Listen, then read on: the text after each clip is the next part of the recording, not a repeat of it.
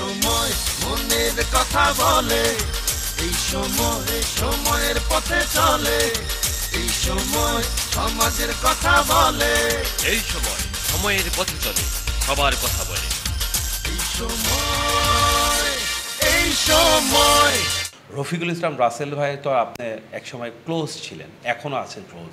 বিভিন্ন জ্বর তুফান থেকে আপনারা এই পর্যায়ে আসছেন, তার সম্বন্ধে আপনাদের কি ধারণা এবং কি মতামত? রফিকুল ইসলাম রাসেল আমার সহযোদ্ধা, সহপাঠী এবং জগন্নাথ বিশ্ববিদ্যালয় থেকে শুরু করে অদ্যাবধি পর্যন্ত এখনও আমরা একই সাথে আছি, একই সাথে চলব আগামী ভবিষ্যৎ আমৃত্যু পর্যন্ত।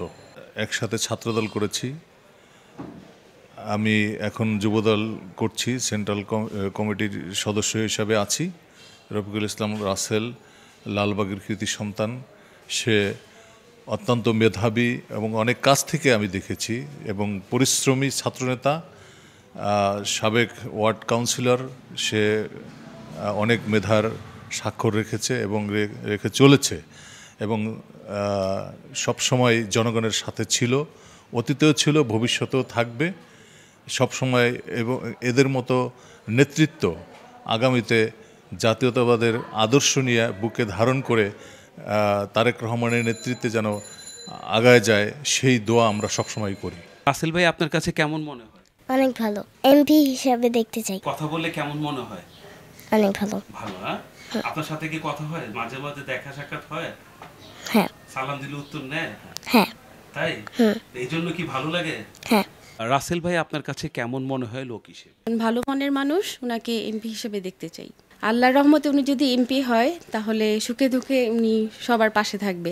রফিকুল ইসলাম রাসেল আপনাদের 31 নং ওয়ার্ডের সাবেক কাউন্সিলর ছিলেন। জি। তখন তাকে সুখে দুঃখে কি কাছে পেতেন নাকি তিনি এড়িয়ে গেছেন? না, সব সময় ওনাকে পাইছি, যে কোনো কাজের জন্য গেছি তারা আমি পাইছি। রাতের 2টার সময় যদি তারা সংকেত দিয়েছে আমি যে রাসেল ভাই তোমার কাছে আইছি একটা কাজের জন্য, উনি আমাকে ফিরায়নি।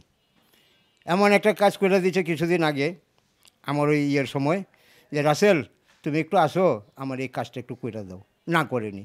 তারপরে রাস্তার মধ্যে যে লাইনগুলো হয়েছে, শহরে যে লাইনগুলো হয়েছে, আমাকে নিয়ে নিয়ে দেখাইছে, দাদাভাই দেখেন ভালো কাজ হয়েছে। আমরা আলহামদুলিল্লাহ ভালো কাজ হয়েছে, খুব ভালো কাজ হয়েছে এবং ভালো মনের মানুষ যখন কাউন্সিলর ছিল। এখন পরবর্তীতে যে সময় আওয়ামী লীগ সরকার আছে তখন থেকে উনি আর এখানে নাই, আসেনি, আমাদের সাথে দেখা সাক্ষাৎও হয়নি।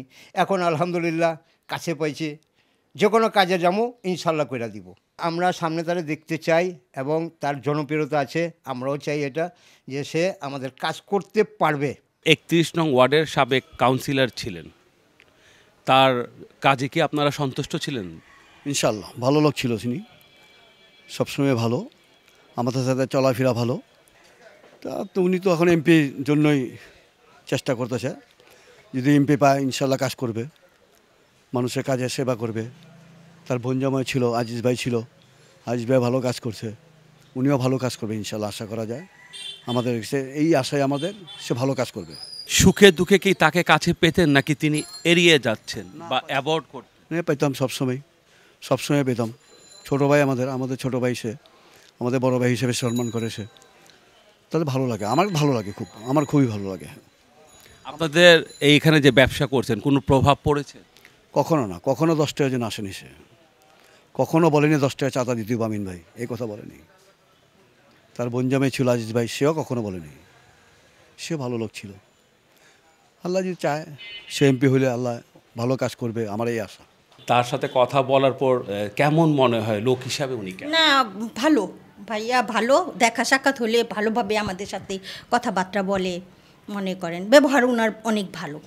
হ্যাঁ হ্যাঁ। তা সে যখন কাউন্সিলর ছিল তার কাজ যে সে করেছিল উন্নয়নের কাজ, তো সেটা থেকে আপনারা কি সন্তুষ্ট? হ্যাঁ হ্যাঁ, আমরা অনেক সন্তুষ্ট। নেক্সটও ওনাকে আমরা চাই, কারণ ছিল তো ভালোই করেছে, এখনও ভালোই করবে। আচ্ছা, আরেকটি বিষয় হলো কোনটা, আপনাদের এই এলাকাতে চুরি ছিনতাই বা চাঁদাবাজি হয়েছে তিনি থাকার পর কাউন্সিলর? না না, হয়নি, না হয়নি আমার। এখন এই যে রোডে যে চলাচল করেন, বিভিন্ন জায়গায় যান আপনারা, বিয়ে শাদী বিভিন্ন অনুষ্ঠানে এই গোল্ড পরে, তো এখন কি ওইখানে কোনো চাঁদাবাজি, সন্ত্রাসী বা কিশোর গ্যাং দেখেন এই এলাকায়? না, আমার দেখার মতো এমন দেখি নাই, মনে করেন তো।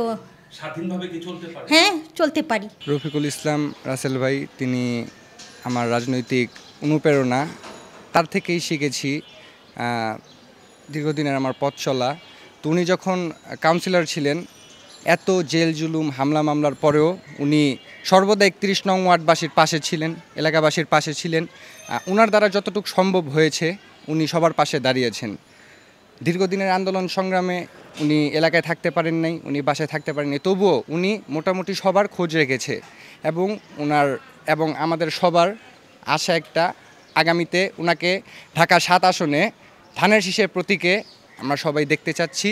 এবং আমি ঢাকাবাসীর কাছে, ঢাকা 7 আসনবাসীর কাছে আমি আমার ব্যক্তিগত একটা অনুরোধ থাকবে, আপনারা একবার ওনাকে সুযোগ দিয়ে দেখুন।